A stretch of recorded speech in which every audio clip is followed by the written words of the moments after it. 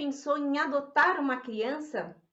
Muitas pessoas que responderam sim à pergunta provavelmente conhecem bem os entraves legais para dar um lar a um filho não biológico. As estatísticas mostram muitas crianças na fila, assim como um número considerável de interessados. Para ambos os lados, o denominador comum é o da espera. Para analisar os motivos dessa morosidade na adoção, o Ideias e Debates de hoje recebe a deputada Janaína Pascoal, do PSL. Seja mais uma vez bem-vinda, deputada. Eu que agradeço a oportunidade. Mais uma vez, desejo um ano cheio de saúde para todos. Recebemos também o procurador do Estado do Rio de Janeiro, Dr. Sávio Bittencourt. Dr. Sávio, seja muito bem-vindo também à Rede Alesp. A honra é toda minha encontrá-los aqui para esse debate. Muito obrigado pelo convite. Recebemos também o especialista em estatísticas aplicadas ao direito, a chamada jurimetria, o Júlio Trescente. Seja bem-vindo, Júlio. Muito obrigado, estou à disposição. Feliz ano novo a todos. Eu queria começar com a deputada Janaína, perguntando, contextualizando as pessoas, por que a senhora escolheu tratar da adoção como uma das defesas do seu mandato? Bom, primeiro eu queria agradecer a Melissa pelo empenho na pauta, agradecer também ao Dr. Júlio e Dr. Sávio por aceitarem esse convite. Eu levantei essa questão aqui na Assembleia porque eu percebi que muitos eventos são feitos estimulando a adoção tardia e a adoção de crianças, adolescentes com deficiência, o que é muito positivo, mas pouquíssimos são os eventos que perguntam por que nós permitimos que as crianças envelheçam nas instituições ou em famílias provisórias. E quando eu levantei essa pauta, muitos atores, né, do processo de adoção se incomodaram porque receberam essa demanda, essa discussão, como sendo uma crítica ao Sistema Nacional de Adoção, uma crítica, vamos dizer assim, destrutiva e não construtiva. Muitos, inclusive, disseram que eu estaria criando um falso problema, porque não haveria bebês. E aí eu quero deixar claro que bebês não necessariamente são recém-nascidos, podem ser crianças com 1, 2, 3 anos, institucionalizados ou em famílias acolhedoras que são, por princípio, famílias provisórias. E a experiência que eu tenho, conversando com quem está na ponta, verificando quem está na ponta, não é essa, ouvindo, né? Fiz várias audiências públicas, e eu identifiquei respeitosamente uma insistência desses atores que estão na ponta em manter a criança com a família biológica, mesmo quando a família biológica não quer a criança, né? Um comportamento, por exemplo, da Defensoria Pública de interpor reiterados recursos para insistir na manutenção ou na devolução de uma criança para a mãe biológica, não raras vezes uma mãe com dependência de drogas, uma mãe que já expressou o desejo de não ficar com a criança, e esses muitos recursos procrastinatórios, né, findam por prejudicar as crianças que envelhecem. É óbvio que eu tenho que utilizar esse termo envelhecem entre aspas, porque é um envelhecer, né, de 1 para 4, 5 anos, mas que já prejudicam muito as chances de adoção dessas crianças, né? E aí, fazendo os meus estudos sobre a pauta, encontrei a referência ao trabalho do Dr. Júlio, que não é do mundo do direito, é do mundo da estatística, e talvez consiga enxergar com outros olhos, né? Algo que nós temos um pouco de preconceito para ainda ver, nós que estamos mergulhados, né, no campo do direito. E encontrei um texto muito importante do doutor Luiz Carlos Barros Figueiredo, que é desembargador, e que reverenciou também o trabalho do doutor Sávio. E é por isso que eu estou tão feliz de ter conseguido reunir, né, esses nossos entrevistados de hoje. Eu considero que eles são os entrevistados e eu sou agraciada com esta oportunidade, porque eu tenho apanhado bastante só por levantar a questão, né? E eu penso o seguinte, nós, cidadãos, podemos estar certos ou errados, mas não podemos ser cerceados nessa iniciativa de debater, né, e de ouvir algo um pouco diferente do que é admitido como verdade pelo status quo. Então, meu muito obrigado para ambos. E eu quero ouvi-los. Estou ansiosa para ouvi-los. Então, gostaria de começar perguntando para o Dr. Sávio, que tem essa experiência na área, já na prática, né, como promotor. Eu queria que o senhor falasse como é que é o processo de adoção e quanto tempo médio entre a decisão de adotar, doutor, e efetivamente receber esse filho, dizer, eu tenho, fulano é meu filho. Olha, quem responder exatamente essa pergunta estará mentindo. Olha que eu não sou especialista nesse prazo, né? É o Júlio, não sou eu. Mas, de qualquer forma, nós temos contingências muitas no processo de adoção, e o processo de adoção talvez não seja o mais complicado. O mais complicado é dar à criança a condição de adotabilidade. E onde a coisa pega é no pré-processo, é no tratamento da criança institucionalizada. Infelizmente, no Brasil, há uma verdadeira adotofobia. Se fala tanto em fobias no Brasil, homofobia, né? Mas a adotofobia é aquele sentimento de que a adoção é um mal para a criança e que a recuperação da família de origem é um objetivo socialmente eleito como verdade absoluta. E é óbvio, nenhum operador do direito, aliás, ninguém em sã consciência quer tirar filho de uma família que é amável, uma família que tem condição afetiva de amar, e o afeto não é o afeto declarado, porque a declaração de afeto não muda a vida das pessoas. O afeto que vale para o processo de adoção, que vale para o processo de direito de família, que vale para o processo de direito da criança, é um afeto que se transforma em cuidado, porque ele é materialmente tangível. Eu consigo perceber o cuidado. E o cuidado é, digamos, o afeto em movimento. É o corpo de delito do afeto. Eu consigo comprovar o afeto quando um adulto para a vida dele para cuidar de uma criança, quando ele se importa com a criança.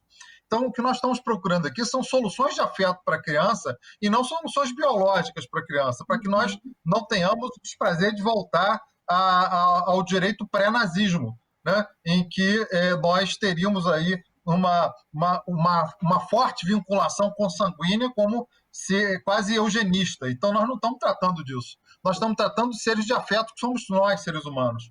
E todos nós fomos adotados por alguém, inclusive pelos nossos pais biológicos. Porque, na grande maioria dos casos, combina. Aquele que nos tem biologicamente também tem responsabilidade de cumprir suas obrigações como pai e como mãe. E, portanto, nos dão afeto e nos dão cuidado, e nós somos, então, agraciados com essa oportunidade. E quando isso não funciona por vários motivos que são dos problemas da vida dos adultos, e nós não podemos colocar na conta da pobreza o abandono de criança ou o maltrato à criança, porque 99% dos pobres de São Paulo, do Brasil, terão seus filhos consigo e lutarão contra a falta de políticas públicas e todas as dificuldades, mas terão seus filhos consigo porque os amam e conseguem transformar esse sentimento em responsabilidade concreta.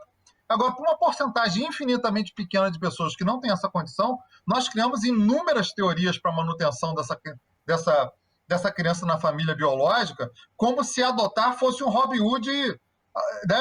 Ao contrário, roubar a criança de família pobre para colocar na família rica. E, na verdade, não é isso. A adoção é a assunção de uma paternidade socioafetiva, de um amor de verdade, que não perde qualidade afetiva, que não perde qualidade emocional para o vínculo biológico.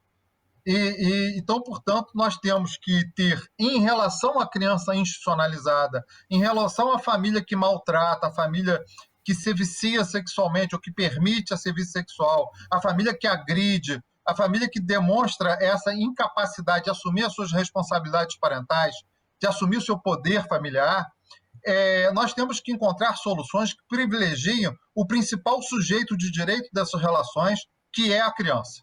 Então, se nós partirmos desse pressuposto, seria mais fácil de instituir o poder familiar dessas famílias e colocar essas crianças antes que elas fossem traumatizadas.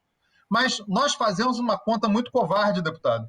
Nós botamos culpa nos adotantes brasileiros de serem culpados por os abrigos estarem cheios. E dizemos, eles querem crianças tenras, crianças de pouca idade. Isso não deixa de ser parcialmente verdade. né? Mas aonde há os grupos de apoio à adoção, nós notamos que o perfil do adotante brasileiro muda, avança para as chamadas adoções necessárias.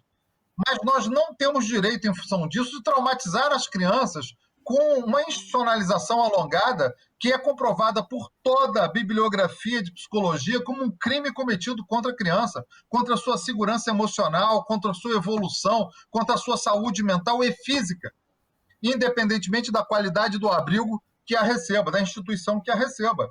Então, portanto, o que nós estamos tratando aqui é de colocar a criança no seu lugar de principal sujeito de direitos dessas relações e não no objeto a ser debatido, a ser disputado por adotantes e por família biológica. E se nós conseguirmos finalmente mudar esse paradigma, talvez nós tenhamos uma aceleração nesse processo e a consideração que muitos recursos são recursos deletérios, são recursos feitos para procrastinar o processo, de pais que não são citados nem por eles, são citados por edital, são reféns, e que se eventualmente o recurso for bem sucedido no sentido de devolver para os pais, alguém vai ter que ficar com a criança porque ela não vai ter nem adotantes, nem pais biológicos. É quase uma piada de mau gosto que nós estamos vivendo, em nome, com uma frieza de quem mata moribundos depois no campo de trabalho, dizer, não, esse é meu papel, eu tenho que recorrer até o fim porque é um direito. Nem no processo criminal, professora, e a senhora é uma estudiosa, a senhora é uma estudiosa do direito e do direito constitucional, nem no processo criminal a defensoria recorre tanto. Muitas vezes ela se satisfaz com uma determinada pena, que foi uma condenação, mas que atendeu várias dos reclames da defesa no processo, né? E aqui, nesse caso concreto, nós transformamos a destituição do poder familiar num crime da mãe biológica e no julgamento da mãe biológica. E não é disso que se trata, é o direito da criança que tem que ser reconhecido. Nossa, perfeito. Sim, eu acho que a deputada concorda comigo que foram colocações absolutamente técnicas e sensíveis à questão que é muito maior do que o que a gente fala nas letras frias da lei, né? São crianças que a gente está falando. Não, e assim, a ponderação do doutor Sávio é importante por quê? Porque o que eu tenho ouvido desde o momento que eu tive, né, a ousadia de levantar essa pauta foi o seguinte: a senhora está querendo arrumar filhos para pais que não têm filhos. A senhora está instrumentalizando as crianças. Eu falei, não, é o contrário. Eu estou querendo encontrar lares amorosos para crianças que têm todo o direito a esses lares.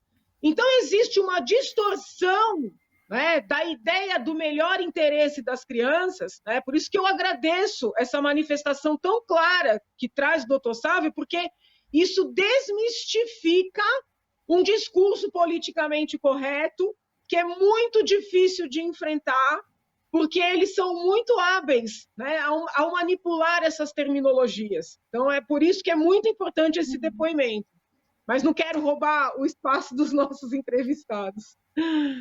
Júlio, a gerimetria tem sido muito usada para direcionar melhor as decisões e para a escolha de caminhos em processos jurídicos.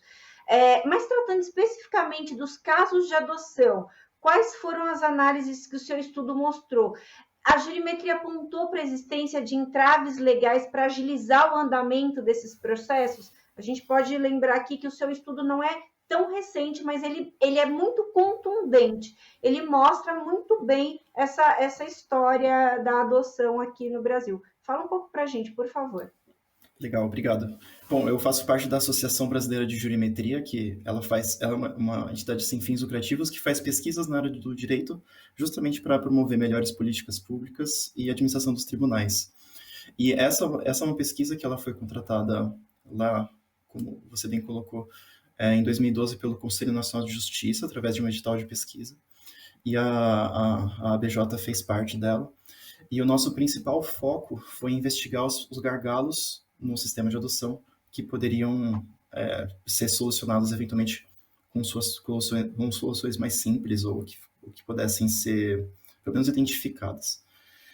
A gente começou o nosso estudo através do Cadastro Nacional de Adoção, que é um cadastro do Conselho Nacional de Justiça, e também do Cadastro Nacional de Crianças em Abrigos, que também faz parte do Conselho Nacional de Justiça. E a gente estava estudando nesse CNA, que é o Cadastro Nacional de Adoção, o perfil das idades das crianças disponíveis para adoção e também o perfil que os pretendentes aceitam adotar. E a primeira coisa que a gente identifica é o que todos nós sabemos, que a proporção de idades das crianças que estão disponíveis para adoção, ela é diferente da proporção das idades das crianças que estão que as pessoas querem adotar.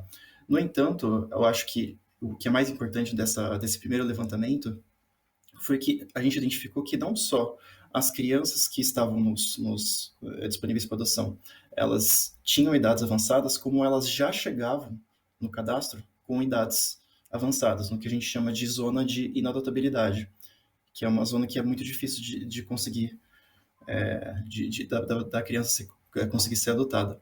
E esse fato dela chegar tarde no cadastro geralmente estava ligada ao que já foi comentado aqui também pelo Dr. Sávio, que é a questão do processo da destituição do poder familiar demorar muito tempo. E a destituição do poder familiar, o que ela faz, na verdade, é empurrar as crianças que estão numa zona adotável, digamos assim, até chegar numa idade que ela não vai mais conseguir ser adotada, o que é uma realidade muito triste, né? Porque às vezes a gente está procurando basicamente seguir o devido processo legal, esgotar todas as formas de citação, por exemplo, fazer recursos, coisas assim, fazendo com que o processo se estenda, e quem está perdendo, na verdade, é a criança. Então, o nosso estudo, a partir desse momento que a gente identificou esse problema, a gente se debruçou em cima dos tempos dos processos, principalmente os relacionados à destituição do poder familiar, e o que a gente identificou é que existiam alguns possíveis gargalos que poderiam ser otimizados. Por exemplo, a fase de citação, que tinha alguns problemas na lei de adoção que poderiam ser resolvidos, sempre, como o Dr. Sávio também colocou, da supremacia dos interesses da criança, né? Acima, muitas vezes, da supremacia do direito processual, digamos assim. Então, a gente fez algumas sugestões, mais de 10 sugestões, na verdade, fazendo uma análise de direito comparado também, e também dos próprios dados que a gente observou na pesquisa, que, se eu não me engano, teve dados de mais de 5 tribunais de justiça estadual no Brasil. E, bom, felizmente, algumas dessas sugestões elas foram seguidas, e algumas das sugestões que estão no nosso relatório também fazem parte da mudança que ocorreu em 2017, né, na lei de adoção que foi alterada. Então, essa que é mais ou menos a história do nosso estudo. Apesar dele ser antigo, o racional dele ainda é bastante recente, né? E com certeza o problema da adoção que a gente precisa resolver é essa parte do antes mesmo, como o Dr. Sávio colocou, e isso ficou bastante evidente na pesquisa. Tem umas outras coisas também, mas aí eu convido todos a acessarem o estudo, porque ele é bastante extenso, e eu aproveitar para agradecer por todo mundo que fez parte dessa pesquisa, que foi realmente um trabalho muito legal que a gente fez. E provavelmente bem árduo, com certeza, porque é realmente um estudo bem profundo. Deputada, a senhora, desde o começo, a senhora fala da questão dos bebês, a senhora levanta essa questão dos bebês que, como a senhora disse, entre aspas, eles podem envelhecer no sistema. Mas o Júlio levantou uma questão que eu acho que é bem interessante da gente debater aí, que é da demora da destituição do pátrio poder, né?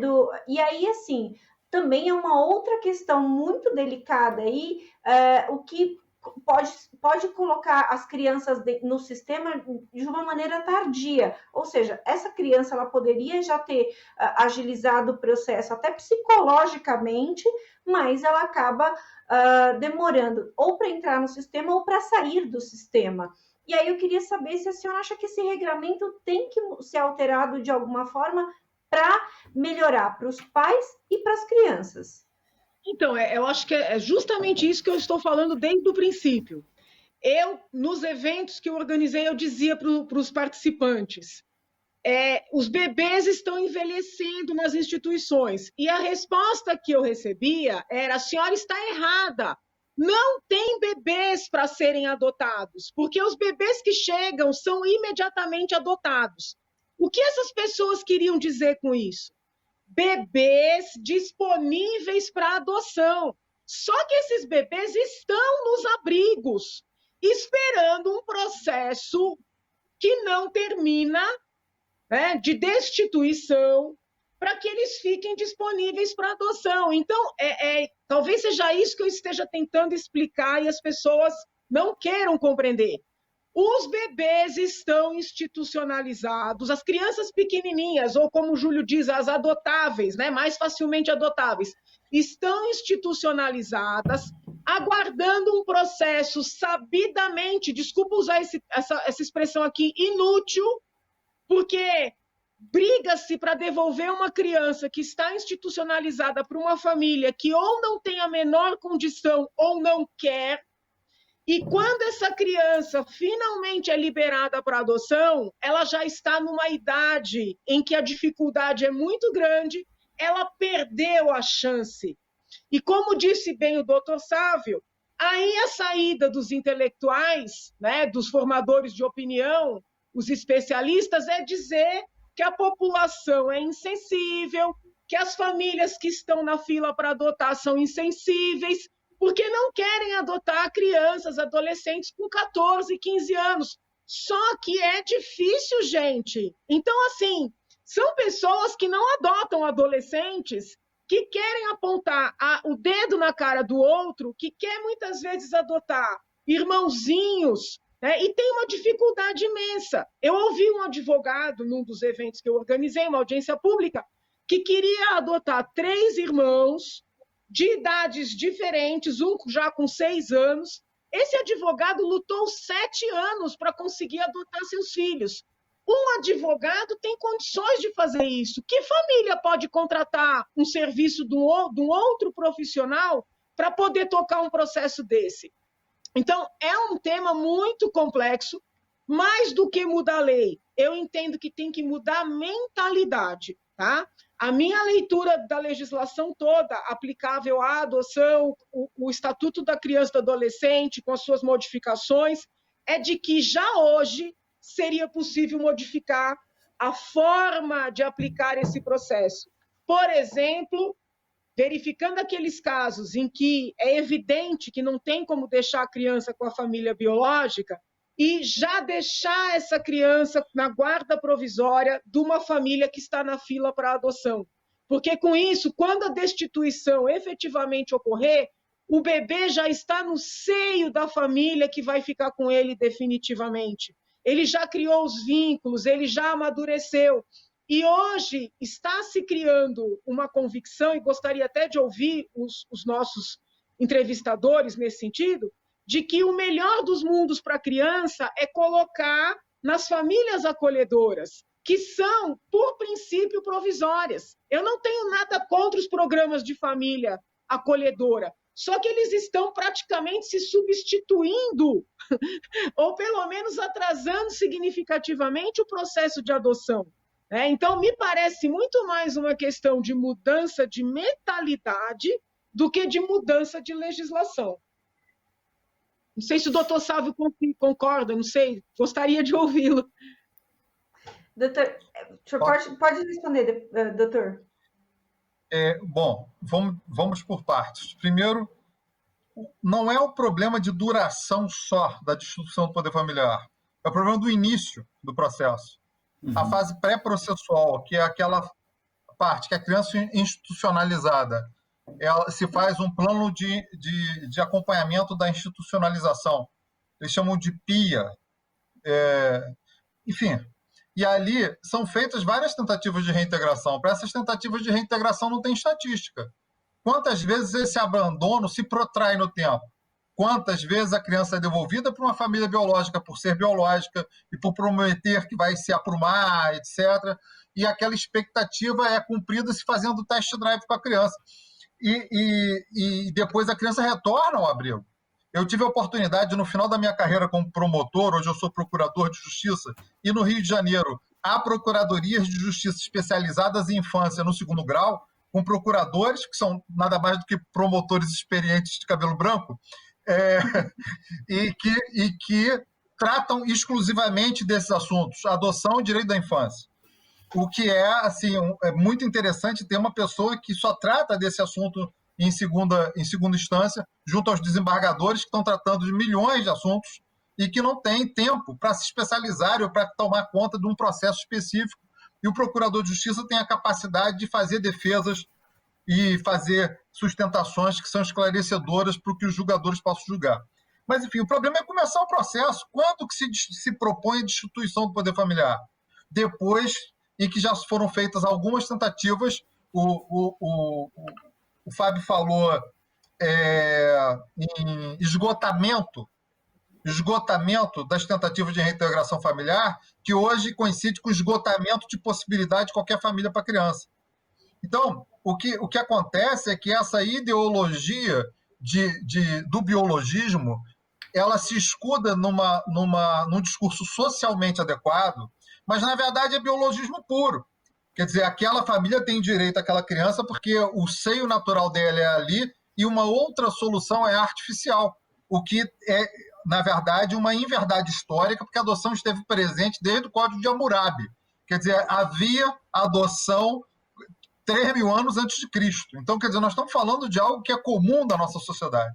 Assim, então, portanto, o problema é a demora não só do processo de destituição do poder familiar, que está escrito na lei que tem que durar 120 dias, mas o papel aceita tudo. Eu posso escrever que dura 10 dias.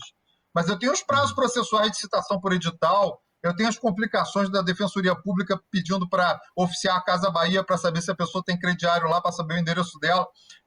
São questões muito particulares que acontecem nos processos, que só quem está lá dentro sabe.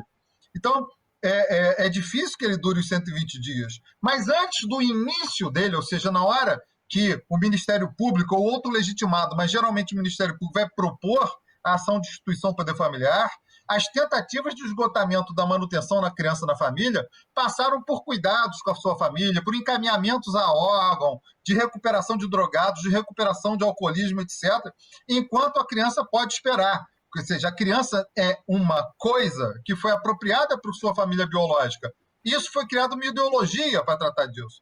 Quer dizer, eu não sei se adianta escrever com mais clareza do que a lei vem sido escrita. Nós temos o artigo 25 do ECA, eu vou trazer esse comentário apenas como um exemplo. O artigo 25 define o que é família extensa ou família ampliada. Quando esse artigo foi criado, lá pela Lei 12.010 em 2009, inclusive os grupos de apoio à adoção apoiaram, porque eles não são contra a família biológica, ninguém é contra uma família biológica que possa ser recuperada e que ame. Nós somos a favor da família que ama. Essa é a família de verdade. Todas as pessoas são a favor de uma família que cuide de sua criança. Mas lá se criou a família extensa e disse que a família extensa é composta por qualquer parente, independentemente do grau de parentesco. Ou seja, pode ser um parente longe, mas desde que ele tenha afinidade e afetividade. Ele tem que ter afinidade, pressupõe uma convivência prévia com a criança. Olha, eu vou tirar a criança do pai e da mãe, porque estão drogados, o pai foi embora, não sabe quem é o pai, etc. Mas tem uma tia que está longe daquele ambiente de drogadição e que se comporta muito bem e que é madrinha da criança, ela pode se ocupar dessa criança. Então, essa família extensa é viável, preferencialmente pela adoção, porque a adoção torna aquela questão, a segurança jurídica da adoção é muito maior do que de uma guarda, que o parente extenso pode enjoar da criança quando tiver 12 anos e fumar maconha atrás da igreja e devolver a criança para o abrigo de novo. Mas, enfim, a família extensa é um parente com o qual a criança tenha afinidade e afetividade. E se criam procedimentos de busca de família extensa que não são encontrados no primeiro nem no segundo estudo social do caso. O que vale dizer, começa a se procurar parentes longínquos como se tivesse sido criado um poder familiar para parentes extensos. Isso não está na lei. O que está na lei é que eu posso deixar a criança com alguém que ela já ame, com quem ela tenha convivência, que ela tenha confiança. Agora, há ONGs especializadas em criar vínculos com família extensa que não tem vínculos, só porque elas são famílias consanguíneas. Nós estamos regredindo no tempo em relação ao que é humanizante, que é o afeto, que é o cuidado e que tem que ser sobrelevado nesse momento. Então, estou dando exemplo de uma péssima interpretação que se faz. Há juízes que procuram parentes extensos para não colocar em adoção. Hoje, a família provisória, a família de acolhimento tem sido uma coqueluche nos assuntos e é algo muito melhor do que uma instituição, do que um abrigo. É um avanço? É. Mas parece que é um avanço para que a família de origem possa se recuperar. Ou seja, subjacente a esse discurso tem sempre a história de vamos evitar a adoção a qualquer custo. E eu pergunto a quem esse tipo de decisão atende, qual o interesse que está sendo atendido. O da criança não é. Então, portanto, esse é o exemplo que eu trago para mostrar que muitas vezes a lei é pessimamente interpretada. Esgotamento de possibilidades da família biológica se dá por uma análise concreta, séria e corajosa da equipe técnica de saber se aquela família tem a condição de ficar com uma criança ou não. Uma vez eu provoquei uma grande confusão num congresso jurídico, que eu falei que cada juiz, cada promotor, cada psicólogo, cada assistente social, cada defensor público tinha que botar seu filho institucionalizado por 6 meses para saber o que é, ou por uma noite que fosse, para saber o que é, se colocar no lugar do outro, ter alteridade com quem acorda do pesadelo não tem quem abraçar. É sobre essas pessoas que não põem fogo em colchão, que não fazem rebelião, que não sequestram o monitor, que nós estamos falando. Não são adolescentes em conflito com a lei, nem são presidiários. Não tem mídia a favor. Então, portanto, são essas pessoas que precisam agora ter gente que tenha coragem para defender. Júlio, você falou que fez algumas sugestões aí para o Conselho Nacional de Justiça. Eu queria que você falasse um pouco sobre essa questão dos bebês e de crianças até 5 anos. Quais foram os principais achados dessa pesquisa? E aí, quais foram as sugestões que a Associação Brasileira de Jurimetria deu para o CNJ? Mas eu também queria que você, diante de toda a análise que você fez ali dos dados, dos números, se ficou para você a impressão de que esse processo todo é traumático. Obrigado pelas perguntas. Uma coisa que eu acho bonita da jurimetria é que quando a gente se coloca um passo para trás e pensa nas nossas afirmações como hipóteses de pesquisa, a gente consegue verificar elas nos dados e tomar uma conclusão a partir do que a gente observa, né? Eu acho que isso que é o mais bacana de jurimetria. Então, por exemplo, pode existir um debate de existem ou não existem crianças disponíveis para adotar nesse cenário de crianças que estão participando de processos de destituição do poder familiar ou numa fase breve, como o doutor colocou muito bem. Se a gente levantar esses números, a gente sabe quais são as crianças, quantas crianças estão em risco e quantas que poderiam ser efetivamente ter uma solução diferente do que se a gente mantivesse a discussão somente no plano de abstrato, né? E eu acho que isso que é bastante interessante no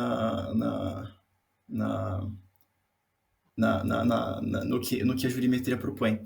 E uma das coisas que a gente fez nessa questão das crianças, né, foi estudar qual que seria o impacto na quantidade estimada, na quantidade provável, considerando o tempo do processo e também as probabilidades dele ser efetivamente, dele ter um resultado efetivo, quantas crianças seriam adotadas a mais caso a gente reduzisse esse tempo crítico, né, entre a criança estar numa situação difícil e ela de fato ficar disponível para adoção. Se a gente reduzisse esse tempo, quantas crianças poderiam acabar numa situação melhor do que acabar tendo atingindo a maioridade num abrigo, que é a derrota do sistema, né, de certa forma. Uhum. E o que a gente notou é que se a gente reduzisse 1 ano nesse tempo, já seria suficiente para ao longo do tempo, já ter milhares de crianças adotadas com uma família substitutiva ou de outra, ou com alguma outra solução. Então, eu acho que essa aqui é a principal mensagem que ficou na nossa pesquisa, que foi se para separar a família, a criança da família biológica, que seja só os genitores ou a família estendida, que isso seja feito logo, né? Que isso seja feito de uma forma rápida e eficiente. E aí, a maioria das sugestões que ficaram na nossa pesquisa, elas estão relacionadas a algumas sugestões de regras de corte. Então, por exemplo, não achou os pais em X tempo, cita por edital. A criança foi abandonada e está abandonada há X tempo. Você pode adotar alguns procedimentos diferentes, porque essas características dos processos, elas têm a ver com a probabilidade do processo que vai demorar, de fato ter uma solução razoável para a criança ou não. Então, quando a gente entende quais são essas variáveis e muda os procedimentos com relação a isso, aí a gente consegue ter uma estratégia mais eficiente para conseguir resolver o problema das crianças. E aí as nossas sugestões, elas estão relacionadas, a maioria delas estão relacionadas a isso, e colocando no ponto dos bebês especificamente, e crianças com idades menores que fazem parte do sistema também. Uma coisa que a gente identificou foi que a população, e isso é um pouco intuitivo, na verdade, talvez meio óbvio, que a distribuição de idades das crianças que fazem parte da entrega voluntária, que estão disponíveis para adoção por entrega voluntária, ela é totalmente diferente da distribuição de idades das crianças que fazem parte da população que está disponível para adoção por maus tratos, ou por abandono, ou por situações que geraram a destruição do poder familiar. Então, uma possibilidade uma possibilidade que a gente colocou ali no hall de sugestões, né? Que não é um hall completamente... não são todas as sugestões que a gente gostaria que de fato fossem implementadas ao mesmo tempo, mas são sugestões, pelo menos para se pensar e para serem consideradas. Era uma campanha de conscientização sobre entrega voluntária, para que, caso esse seja o destino a ser tomado a ser dado para a criança, que isso seja feito de forma consciente pela população e de forma eficiente dentro do sistema de adoção como um todo. Muito interessante essa questão, porque a gente são dados concretos, né, deputada? São questões que não são achismos, são dados concretos de processos que o Júlio está trazendo para a gente, principalmente acho que essa questão final que ele colocou sobre as crianças que são entregues para o sistema. Eu fico pensando, elas foram... A mãe, por algum motivo, entregou ela para o sistema. Por que ela entregou para o sistema e não para um parente? Será que vale a pena fazer essa insistência com o parente? Será que ela já não é uma criança que está apta a ir para outra, para pais que realmente queiram, como o doutor falou, tenho vários... pais que querem, de fato, dar amor para essa criança e dar um lar. Então, será que não há uma ponderação aí que poderia ser adotada de uma outra forma? O que a senhora acha sobre essa questão? Não, eu orientei uma advogada no mestrado, na USP, e ela tem uma visão bem radical, né? Ela sustenta que essa decisão é da mulher. E uma vez a mulher decidindo, depois de passar por uma assistente social, por uma psicóloga, entregar, que nem deveria haver essa consulta à família estendida. Eu sempre respeito muito os meus orientandos, eu não vejo mal, né, na busca da família estendida, mas eu fico no meio termo, né? Nem concordo com Bianca no sentido de que tem que ser radical e não buscar, né, ninguém na família estendida, mas também não posso concordar com o que está acontecendo hoje, e gostei muito do termo utilizado pelo Dr. Salve, que é a adotofobia, né?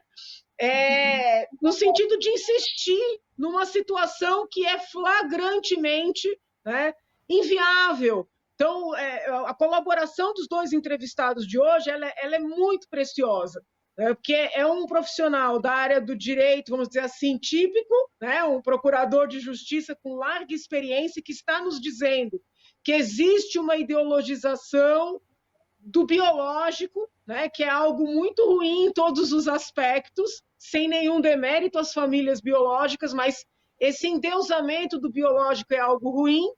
E temos um profissional que está no mundo do direito, mas que vem de uma outra seara, que é a cadeira, né, das exatas, da estatística, mostrando que o sistema que nós estamos seguindo, como aplicado, porque a legislação não prevê dessa forma, não está dando certo e que os maiores prejudicados são as crianças. Eu estou muito preocupada com uma confusão entre o princípio, que foi o princípio que eu aprendi na faculdade e ensinei para os meus alunos, do melhor interesse da criança, sendo confundido com a proteção do sistema. Né? Eu leio acórdãos de magistrados em que está escrito assim: pelo interesse da criança, vou tirar dessa família que a adotou 10 anos atrás, mas que não foi de acordo com todos os passinhos do sistema.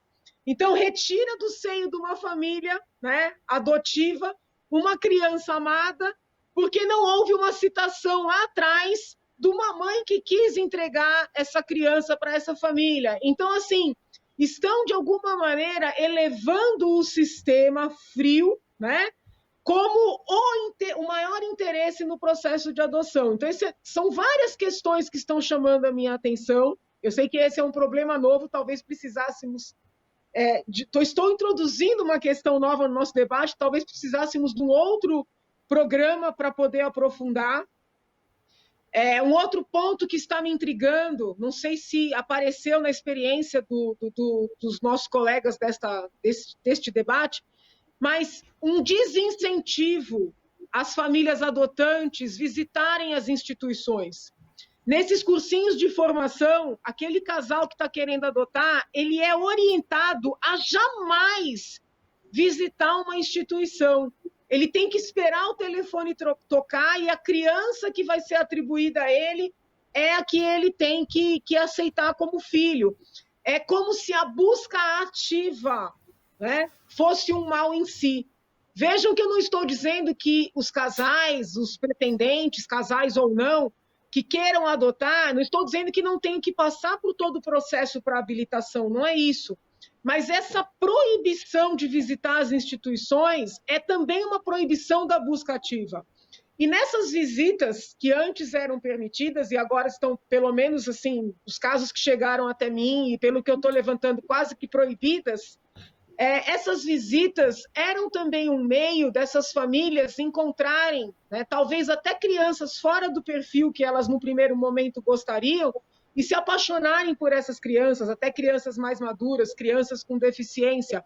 Então, é uma elevação do sistema acima, né, da afetividade que deveria marcar esse processo como um todo. Não sei se esses dois pontos apareceram nos trabalhos, né, do Dr. Sávio e do Dr. Júlio. Se ainda tivermos tempo, Melissa, eu gostaria de ouvi-los, que são dois pontos muito importantes para o trabalho que eu estou fazendo aqui na casa. Tem tempo? A gente já chegou ao final do nosso tempo, deputada, mas eu queria que ambos fizessem as considerações em cima da pergunta, da questão que a deputada colocou, para a gente conseguir amarrar a conversa aí de uma forma que também ajude a deputada a aprimorar a legislação que ela está buscando. Por favor, doutor Sávio. Bom, vou ser bastante objetivo. O princípio do melhor interesse da criança é o princípio mais falado de todos os tempos e menos cumprido. E a nossa principologia está dando aso a qualquer tipo de decisão, porque o princípio passou a ser o entendimento do que o julgador acha, né? Então, assim, nós temos regras de direito material que estão aí, que são constitucionais, que não foram questionadas, precisam ser aplicadas. Quer dizer, todas as leis, inclusive as recentes, lei do menino Bernardo, apontam pela impossibilidade da manutenção da criança em lugares, em famílias ou qualquer tipo de ambiente que tenha agressão contra ela, que tenha o abandono dela. Então, nós não estamos falando de um debate do que eu acho certo, do que eu acho errado. É preciso salvar as crianças e tem uma norma que me obriga, uma norma cogente, uma norma constitucional. Eu simplesmente não aplicar e ficar colocando a criança em risco, isso sim é inconstitucional. E a deputada me permite, a criança, a família adotiva, a família de amor, ela não é de direita nem de esquerda, ela não tem partido político, entendeu? Então, assim, se a gente conseguir tirar porque o charme ideológico foi colocado justamente para criar esse tipo de preparação que diz que o adotante não pode ir nas instituições. Pois eu digo que está escrito no ECA que, guardado o cuidado com a criança, o adotante não só pode, como deve ser incentivado a ir. Nós precisamos incentivar os encontros de amor. Ninguém se apaixona por carta, ninguém casa por correspondência desde a década de 30 do século passado. Então, quer dizer, se eu não encontrar, eu quero uma pessoa linda, um homem lindo de 1,80 m, tal, mas eu encontro um sujeito de 1,65 m e a pessoa se apaixona pela outra porque contou piada, porque foi charmoso, porque isso é o imponderável do ser humano. O imponderável do ser humano já foi presente na vida de várias famílias adotivas que vão para os grupos de apoio à adoção, vão para as instituições, querendo bebê branco parecido com eles até 2 anos de idade, mas se apaixonam por grupo de irmão de 4, 5, 6. Por quê? Porque conviveram com outras pessoas que não realizaram o seu projeto paternal ou maternal através dos métodos normais, naturais. Deram um chute no pau da barraca, como se diz aqui no Rio de Janeiro, me permita a expressão popular, para dizer, olha, já que eu não vou reproduzir biologicamente nesse caso aqui, é melhor eu abrir a minha alma para encontros de amor que sejam diferentes. E aí você tem um grande acréscimo de adoções interraciais, adoções de grupos de irmão, essas que são necessárias também.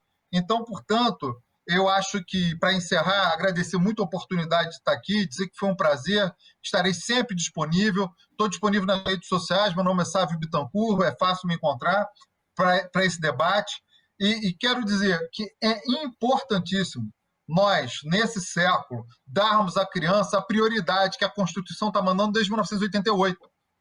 Enquanto ela estiver institucionalizada, há trabalho a ser feito. Há um absurdo, porque a institucionalização rompe um direito fundamental, que é o direito à família de amor, seja ela biológica, seja ela a família adotiva. Júlio, suas considerações finais, por favor. Depois de uma fala tão bonita dessa, vamos lá. Eu acredito que o Dr. Sávio disse bastante coisa super, super interessante. A única coisa que eu gostaria de acrescentar com relação à nossa pesquisa, para trazer mais um ingrediente para o debate, é que a gente identificou uma grande variabilidade dos procedimentos internos e das características das informações processuais quando a gente varia nas regiões do Brasil. Então, além de tudo, pelo fato de nós sermos um país continental, nós temos uma variabilidade de procedimentos e muitas vezes uma falta de orientação, de treino e de debate sobre o tema, para que os direitos da criança, eles sendo a prioridade, a gente conseguindo colocar ele como prioridade, a gente também precisa implementar eles de forma efetiva nas diferentes localidades. E eu não digo só diferenças regionais de Norte, Nordeste, Sudeste, Sul. Dentro da comarca de São Paulo, os foros da comarca de São Paulo já apresentam algumas diferenças de procedimento que impactam fortemente o resultado das ações e, portanto, a adotabilidade das crianças. Então, só esse ingrediente que eu gostaria de trazer a mais para a discussão. E a única mensagem que eu trago é que políticas públicas baseadas em evidências levam a gente a melhores tomadas de decisões. É isso. Deputada, suas considerações finais, por favor. Só queria agradecer imensamente, né? As pessoas podem achar que tem algum tipo de combinação, não teve, né? Para mim é um presente de Deus poder ouvir os depoimentos, a experiência dos nossos entrevistados de hoje, porque cada um com a sua vivência, né, pôde trazer mais argumentos para o que eu estou tentando mostrar aqui dentro já há algum tempo, com muita resistência, né? Muita resistência mesmo, até um pouco de intimidação, ouso dizer, mas a convicção que fica, né? E para mim foi muito importante poder receber o fato de receber esses depoimentos. A convicção que fica é que nós temos que seguir trabalhando, ainda que a duras penas, para colocar a criança e o adolescente como prioridade de verdade, né? E não as convicções dos grupos que, em determinados momentos históricos, acabam ganhando mais força e se impondo, né, como a única verdade. Eu também estou à disposição, peço para a Melissa passar os meus contatos, tanto o doutor Sávio como o doutor Júlio. Quero, se possível, seguir nesse debate, porque vou precisar de muita força para fazer a coisa evoluir por aqui. Agradeço imensamente mesmo, muita saúde para ambos, e que possam ter muito espaço de fala para divulgar essas ideias que são muito importantes. Obrigada. Muito obrigado. Pois é, realmente, como a deputada falou, não há nenhuma combinação. A gente fez um levantamento, eu fiz um levantamento e aí a deputada foi interagindo com a deputada não conhecia os entrevistados antes, mas acho que foi muito enriquecedor o tema, e cada um dos debatedores aqui colocaram questões muito valiosas para esse tema que é tão delicado, que é o da adoção. Então, esse foi mais um Ideias e Debates que você acompanhou comigo, com a presença da deputada Janaína Pascoal, do PSL, o doutor Sávio Bittencourt, que é procurador de Justiça do Rio de Janeiro, e o Júlio Trecente, que é especialista em jurimetria. Muito obrigada pela sua companhia. Você fica agora com a programação da Rede Alesp. Você pode rever esse programa e outros programas da Rede Alesp nas nossas redes sociais. Muito obrigada e até mais.